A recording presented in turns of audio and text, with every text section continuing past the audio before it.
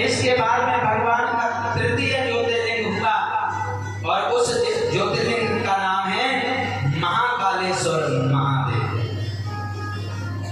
अकाल मृत्यु वो मरे जो काम करे चंडाल का, काल भी उसका क्या बिगाड़े जो भक्त हो महाकाल का।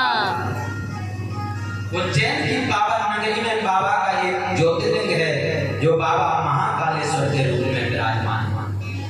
इनकी महिमा को आप लोग बड़े श्रद्धा से श्रवण करें। एक ब्राह्मण थे और उनके यहाँ पर 4 पुत्र थे। इन ब्राह्मण के पास में एक पर्वत था जिस पर्वत का नाम था रत्नमाला। रत्नमाला नाम का पर्वत था और ब्राह्मण भगवान शिव के परम भक्त थे। कहते हैं कि अगर माता पिता भगत होते हैं तो संतान भी भगत ही बनती है। जैसे पिता भगवान शिव का पूजन करते थे उसी प्रकार हम पंडित जी के 4 ब्राह्मण भी भगवान शिव के परम भक्त थे। लेकिन एक समय की बात है कि उसी पर्वत पर एक राक्षस रहता था और उस राक्षस का नाम था दूषण। दूषण नाम का राक्षस उस पर्वत पर रहता था। प्रेम से बोलो। बहुत पुण्य देने वाली कथा कह रहा हूं, आप लोग बहुत ध्यान से सुनिए, बहुत फल मिलेगा। तो उस दूषण नाम के राक्षस ने अपने और राक्षसों को बुलाया और उसने कहा कि सब लोग मेरे अधीन हैं, सब लोग मेरे बस में हैं, लेकिन उज्जैन में जो ब्राह्मण हैं, पंडित जी हैं, वो मेरे बस में नहीं हैं। इसलिए तुम जाओ उज्जैन की नगरी में उत्पात मचाओ और उन पंडितों को अपने कब्जे में ले लो। उस राक्षस के कुछ राक्षस वहां पर गए और जाकर के उज्जैन की नगरी में उत्पात करने लगे।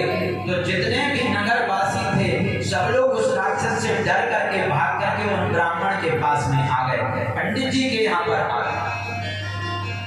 ब्राह्मण को नमस्कार करके सब लोग बोले कि पंडित जी ना जाने ये कैसे राक्षस लोग यहाँ आ गए, इनसे हम बड़े दुखी हैं, इनसे हमारी रक्षा करिए।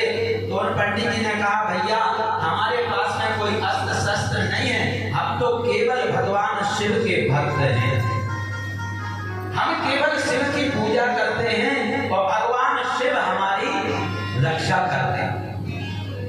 तो सभी लोग मंदिर में जाकर के भगवान महाकालेश्वर के मंदिर में शिव का पूजन करने लगे।